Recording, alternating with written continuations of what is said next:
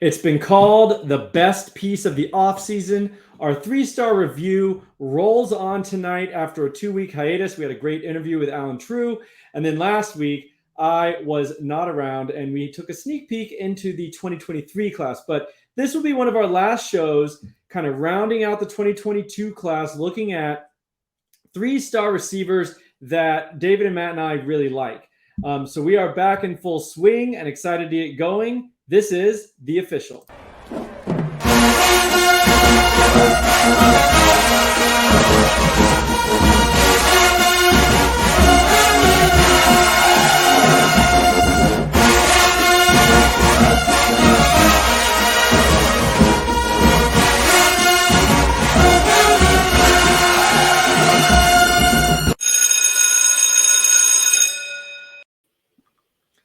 All right, gentlemen, here we are back in action. The three of us, feels good to be back. And we're getting into it. This is the last show. We're going to really highlight these 3-star receivers, but we've gone through quarterbacks. We've gone through running backs. I want to ask you, Matt, what do you like about finding 3-star guys? Like digging through, after the first, 15 guys in a class, the rest is just a ton of 3-stars. So what makes you excited about doing that? Yeah, I think it's just really fun finding the guys that nobody's really talking about, then having them be your guy and kind of stamping your name next to them. So, later on in the future, you can brag about it, obviously. But, there's obviously more to it. Just, really being into the discovery aspect of what we do, just finding out more information about lesser-known players. Yeah, sure. Makes you feel like you're kind of the GM or the recruiting coordinator yourself kind of thing. David, what do you like about finding that needle in the haystack? Yeah, I definitely think it's partly an ego thing for sure. I think everyone wants to be like, yeah, I outsmarted everyone. Like I got this guy in the 150s and he's like a baller. So I think that's part of it for sure.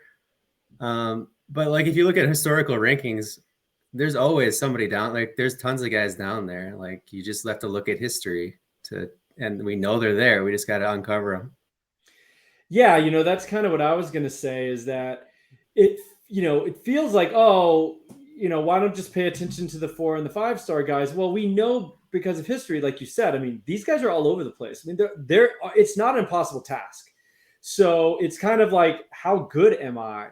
How good are you, in being able to identify these diamonds in the rough? Because it does happen. Is it pure luck that you just get a guy on campus and realize, oh man, he's really good? Or is there something to it? Is there something that we can do to identify these guys at a better rate than otherwise? And so, that's what we do with the model. That's what we're working on kind of every day. But tonight, we're going to bring to the surface the names, the players that have come to us, and we say, hey, this is a 3-star guy. Some of them as low as 100th receiver in the country per 24/7, but we think they're going to outperform that and, may even finish as an NFL draft pick, which would put anybody at like the top 5, in their class if they wind up, as an NFL draft pick. So, absolutely. I like that it's not impossible. It's not like we're doing something fruitless.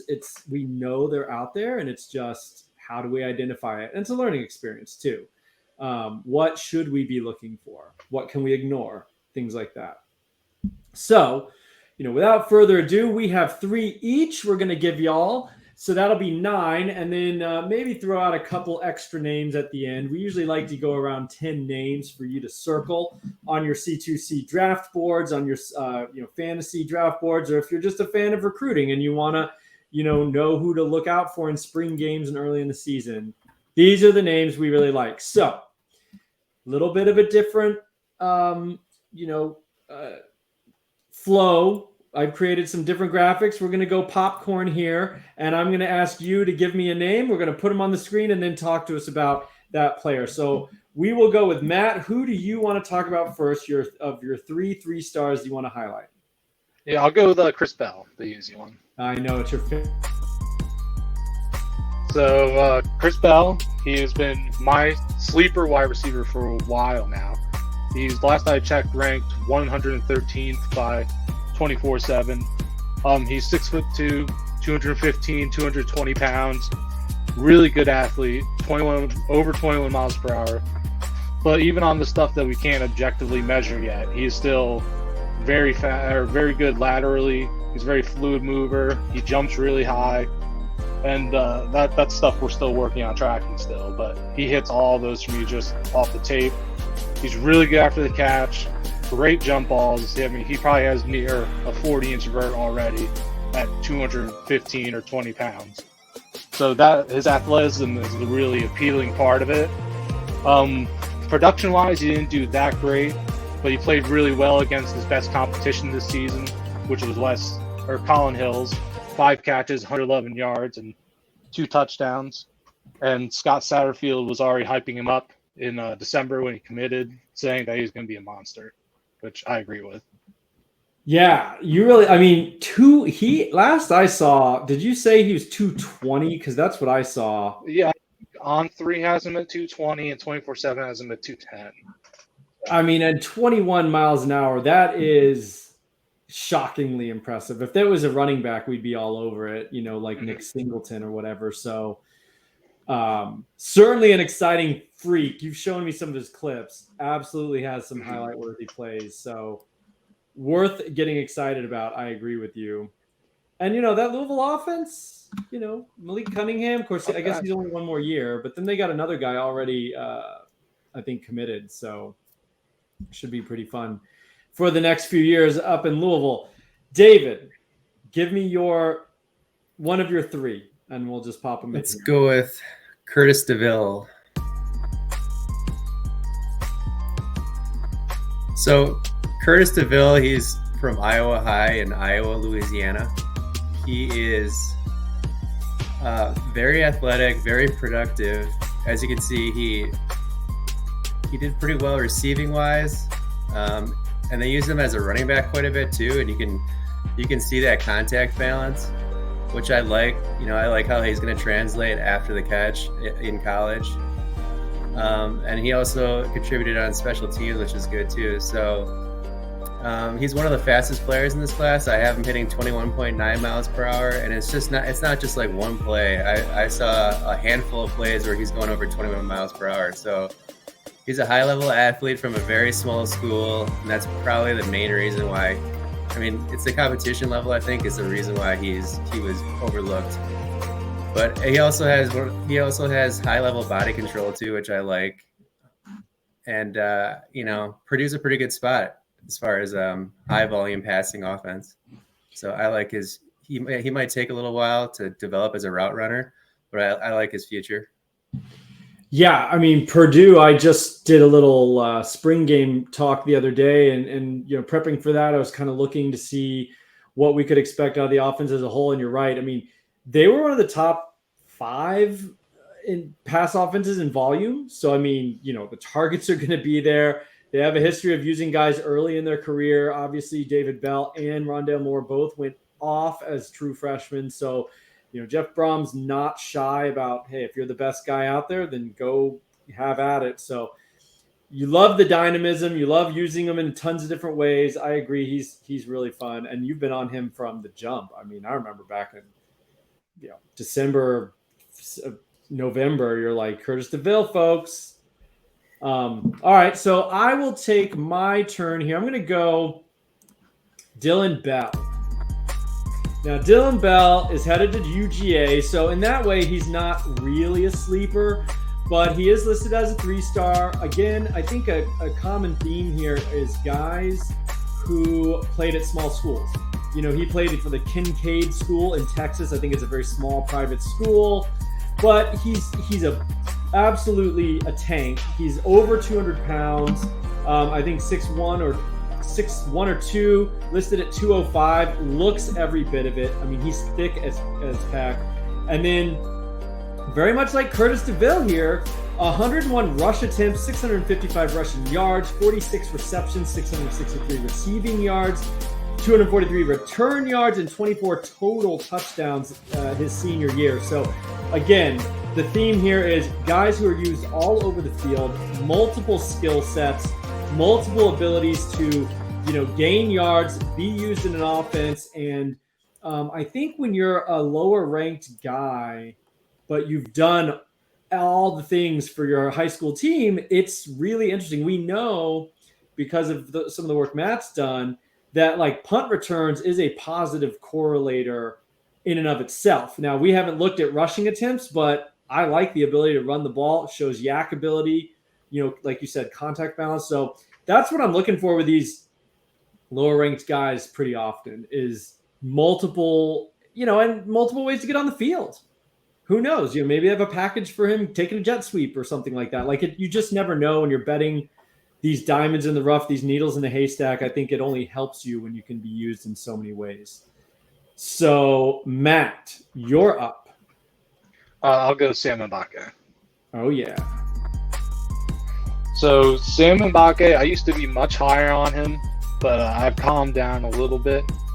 I still really do like him, and especially as a 3-star, which I'm surprised he still isn't this far at this late in the process.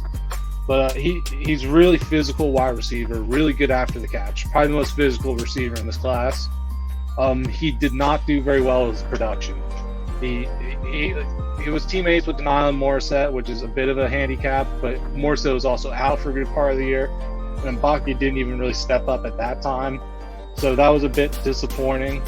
He's a good athlete at his size, not a great athlete though, and he's a pretty unrefined player. So it is more of an upside bet, but the top upside isn't really there. But that said, Arkansas lost Traylon Burks. I know they got a few transfers in, but he could be in competition for at least a spot his freshman year. And he's a really good physical size guy. Yeah, I mean, I think if you really want to dream a dream, he's Traylon Burks-ish in terms of like size and that yak ability. But yeah, I feel bad. I mean, I tried to get some more stuff on there. I was like, that's all I could put. I mean, that's his line. So his high school messed up their stats for this season because it's like that with the nylon. Yeah, North Cobb was a mess. And then back when he was actually at another school with Morissette and must have followed him. Kennesaw. Yeah. So, his line wasn't super impressive, but I agree. I mean, athleticism does pop for him. He'll maybe need a year or two to cook in there at Arkansas. All right, David, who you got? Let's go with Omari Evans. All right. So I think the main reason why he's a wide receiver sleeper is like he straight up just didn't play wide receiver in high school at like very little. I think he had like 5 career catches. He played quarterback, but you can see the athleticism.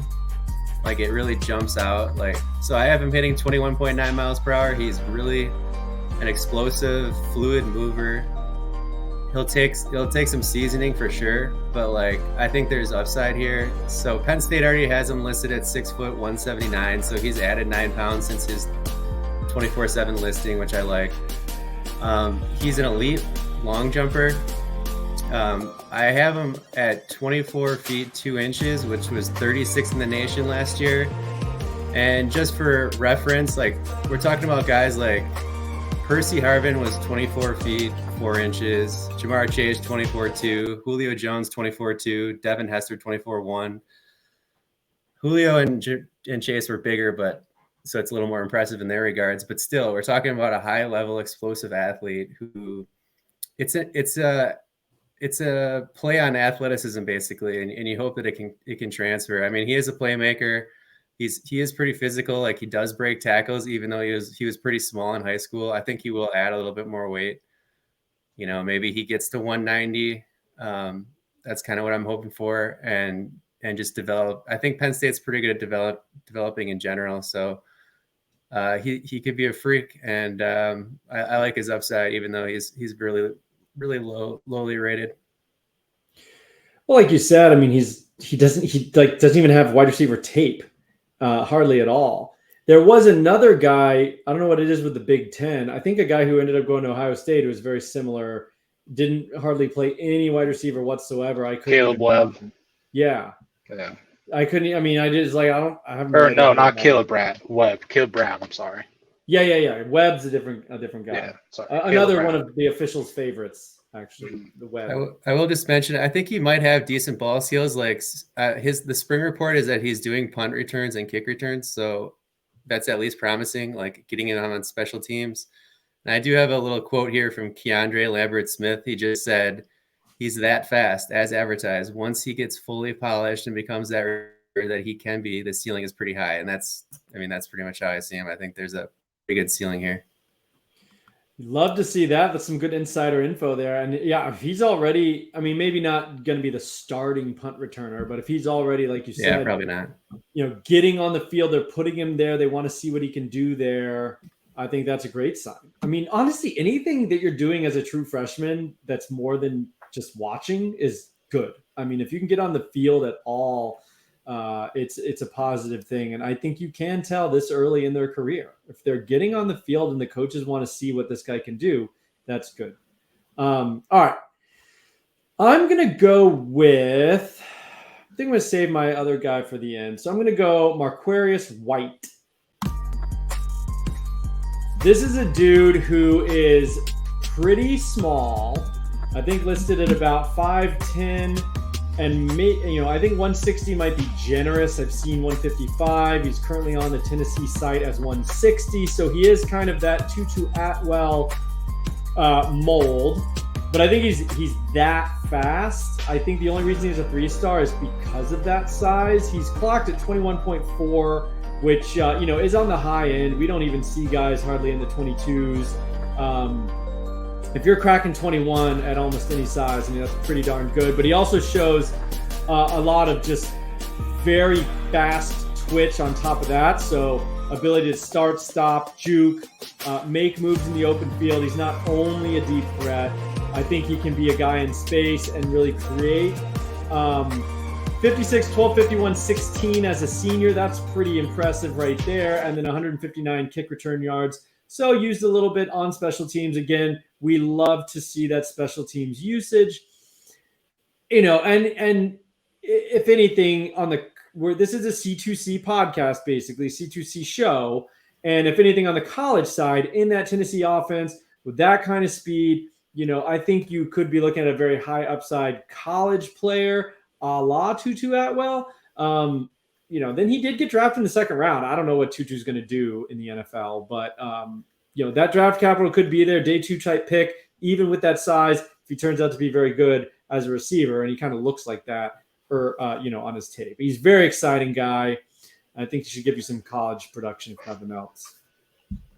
All right, Matt, that means you get, last but not least, Quan Lee headed to UCF.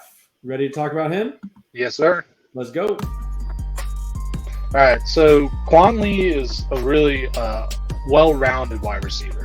He doesn't really pop off that highly in any single area, but he's just so good at everything. So he's committed to UCF, first of all. This is the third straight show of our 3-star sleepers that have had a UCF player. We've been talking about how much we like their class. He only clocks in at like 20.4 miles per hour, nothing crazy. Like I said, no high-end traits. But he reminds me a lot of like a Tyler Johnson from Minnesota, where he just does pretty much everything pretty well. He's pretty refined, good after the catch. He can go up and get jump balls, but there's no standout trait. But even if, then he's still very underrated as a 3-star. He should have been like more of a borderline 4-star to me. And my analytics did like his production a lot, considering his competition level. Yeah, he's from actually Buchholz. I think he's from Buchholz High School, which is literally in Gainesville, Florida. And the Gators must have just said no thanks. He went to last year. He went to the Florida camp, and him and Evan Stewart both put on a show on their one-on-ones. Yeah, I mean, I hope that we don't regret not bringing him in, but ended up going down to Orlando, UCF. And yeah, you love to see that well-rounded, kind of used all over the field type guy. Sorry about that. Somehow that clip only was 20 seconds. So you didn't get quite as much screen time with Quan Lee there. But all right, David, last but not least for you, another guy that Florida was in on and then decided to well, I don't know if we decided. He decided to say thanks, but no thanks, as Justius Lowe headed to Oregon. So take it away. Yeah, so Justius Lowe, he was formerly committed to Utah and then flipped to Oregon. He got a lot of traction late in the process. Offers from USC, Notre Dame, Florida. I like him because he's pretty good considering how long he's been playing football. Like, he's only been playing football for 2 years. He mostly played soccer and track up until his junior year, and you can see he's contributed on special teams, and he was actually pretty productive his senior year. He averaged over 20 yards per reception. He had 42 catches, 855 yards, and 12 touchdowns. I like the way he moves. I think he's actually pretty good at separating already, which feels kind of rare for a guy that's only been playing for 2 years. So he's a pretty smooth mover. Maybe not the fastest guy. We have him at 20.4 miles per hour, but I don't know. He could be a decent possession type guy, I suppose. And then I got his trainer quoting him saying he's about 6'1.5", and he's already pushing 190. So I kind of like that size range. That's definitely solid. Another guy that I'm picking that he's not going to contribute. It'll take him a little while to get on the field. Probably, maybe he contributes in special teams, but like he needs some seasoning too. I mean, he's only been playing 2 years, so. But maybe by year 3 he could be pretty good. Well, and thanks for giving us full stats. I couldn't find them. Max Preps didn't seem to have it. Those were 6-game stats. So then, yeah, his full season was better than that, I believe. And so what it was on the screen was 6 games that I was able to find on his huddle. He had that on his huddle. So, and I know he returned punts. I just didn't have yardage for him. But if you can separate. Yeah, well, I know you have to be really part detective to figure some of this stuff out at this level. I don't know where, but yeah. But if you can separate, like you said, and then you have 20, miles per hour, you're hitting 20, pushing 20 and a half, but you separated, you start with a head start, you separated already, and you can get up to that. I mean, I think you can still be. You may not be a deep threat on a go route, but I think you can get really big chunk yards. I'm not too worried as long as someone's past 20 miles per hour at all. And then, my final guy who I really like, but I don't like the landing spot, so it is what it is. This is Zavion Thomas going to Mississippi State. And the reason I don't like the landing spot is just because that air raid doesn't always seem to produce a lot of NFL talent. Like, they're just so specialized. They run a lot of slot. But as a talent, I really, really like this guy. As you can see here, classic. A lot of our guys were doing this where you've got receiving, you've got rushing, you've got punt returns. He had 3 touchdowns. One of the better punt returners in the country. 379 total yards and 3 touchdowns. Obviously, rushing yards, 37 for over 1,000 and 18 receiving touchdowns. I watched one of his full games, and just a dynamic guy. Like, you could tell he's the best guy on the field. He does clear 20 miles per hour. He's listed on the Mississippi State website as 190 and 5'11". He's also listed as low as 170 on another site, so I don't know what to believe. But, I mean, even if he comes in around 180, that's fine. As a starting weight, as long as he's, kind of splitting the difference or maybe a closer to 190, no worries there. And actually, from Matt's work, we kind of know that size doesn't really even seem to matter that much, at least at the college level. So I think he's just fine. He did play some quarterback. A lot of those rushing yards were kind of out of a wildcat look. So he did play some quarterback. He made some throws, but I just, I'm really starting to think that looking beyond just receiving yards for these players can really help us uncover dynamic athletes. And then when they pop at the next level, while some people might be surprised, hopefully we aren't, and our listeners and watchers of the show are not too surprised. And so Zavion Thomas, really, I like him a lot. I don't like the air raid. I mean, it's good for stats and fantasy, so I guess that's good. But like projecting the NFL, it's just They do spread the ball out a lot too. and they spread the ball out. Yeah. I mean, who's the last air raid receiver that like? I mean, Michael Crabtree. Is there anybody else you can even think of who got like high draft capital and became an NFL receiver? I just can't think of any. Not off the top of my head. So that's a bit of a bummer. He was like committed but not signed, and I kept hoping he'd like take another visit and switch his commitment or something. Yeah, I think it was between them and Ole Miss for him. Oh, Ole Miss would have been awesome. Yeah. Well, that wraps. Anybody got any other names that 3-star guys that you want to at least throw out there and say, hey, if you're digging real deep, throw this one out? Yeah, I got CJ Nelson going to Houston. He played some quarterback, running back, wide receiver. He popped pretty good on the stats, which is when I first really got into him. Before I didn't really watch much of his tape, but he moves good. He's a good yak player. I think I got him at like 20.8 miles per hour, so he's got plenty of speed. And Houston's building something pretty good over there. And he's probably not going to do anything this year, but maybe year 2, year 3, when a couple of these older guys get out of the way, he can end up being at least a good college producer there. Yeah, and Matthew Golden, everyone's favorite underrated receiver, is going to Houston as well. So they're doing something right, it seems. David, any last words for? This is a totally Galaxy Brain one, but you love Gal Brain, though. I had to dig deep for this one. Bert Emmanuel Jr. Oh. So he's a quarterback going to Central Michigan. I just feel like he probably doesn't stick at court. Like I looked at his arm, it's like, even though his high school stats are really good, like he straight up did not throw an interception his senior year. I think he had like 30 touchdowns, 0 interceptions, and he played in like 6A Texas. So he's going against good competition. I don't know how that happened. It did, but he's a really good athlete, and his dad was a guy that played in the NFL as a receiver, and he is also a guy that did not play. He didn't play receiver in college, I don't think, if I remember correctly. Mm-hmm. And then he's a guy that went on to go to the NFL and had, I think, 3 1,000-yard seasons around there. But he's just like a really high-level athlete. He's like 6'2", 200 pounds about there, and I have him getting like 21.8 miles per hour, something like that. So he's like a really high-level athlete.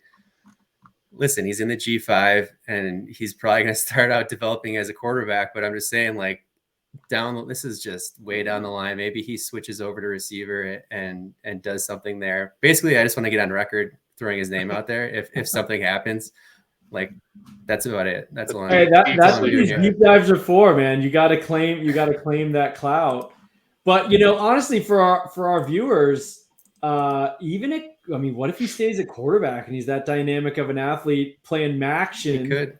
Could be a guy you want on your roster. So if nothing else, just keep an eye out for those waiver runs or whatever. If you hear anything about Bert Emmanuel, David said it first, but pretty fun athlete. I want to say he was like, well, maybe his dad went to Rice. I don't know. I had Rice connected with him. I don't know if he was thinking of going to Rice at some point in the process, and then went to Central Michigan when they lost Max Brown to my Gators because we were so desperate. We had to sign somebody. And then picked him up. But either way, yeah, you love to see FBS, and Maction is always fun. So hopefully he'll do something out there.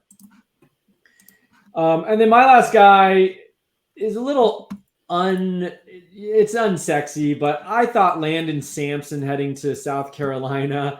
I know Matt thinks he's boring, and he kind of is, but he has legitimate speed, was clocked at 20.9, decent size.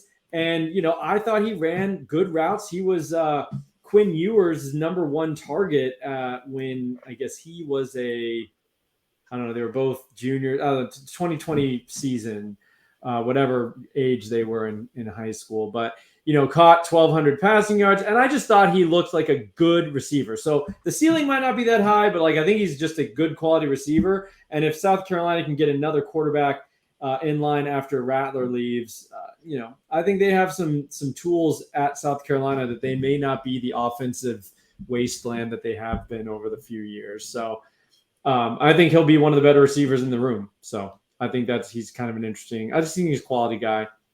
So keep that in mind. That's it. I appreciate you guys. I love all the digging that we do. Those are our 3-star wide receivers. So go back and check the quarterback video. We got a running back video. This is our receiver video. Like and subscribe to the channel if you haven't done so already. And also check out campus2canton.com. If you're coming in watching this and you have not been to the site, we've got so many more resources for, not only the Campus to Canton fantasy football format, where you roster an entire college side that then goes into your NFL side, but also, we just like recruiting. We like breaking things down, reverse engineering how this whole thing works and trying to get better at identifying these players. So we're going to be doing that regardless of the fantasy, but always have an eye, on that fantasy angle as well. So without further ado, this has been The Official. Thanks, guys. Have a good night.